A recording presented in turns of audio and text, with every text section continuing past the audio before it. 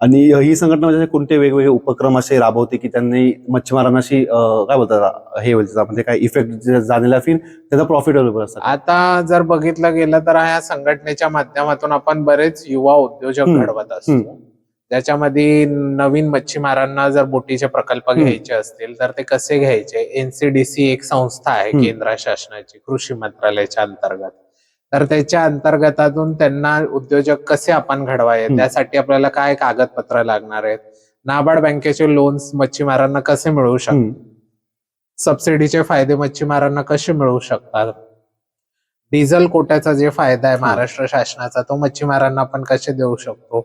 जाळी जे आहेत मच्छी पकडण्यासाठी लागतात त्याच्यामध्ये आपण कमी किमतीत चांगल्या जाळी कसे उपलब्ध करून देऊ शकतो. किंवा ज्या जेटी आहेत जसं डॉक्स आहेत ससून डॉक आहे भाऊचा धक्का आहे याच्यामध्ये जे ओरिजिनल मच्छीमार आहेत यांना तिथंच प्रस्थापित ठेवणं हा देखील एक खूप मोठा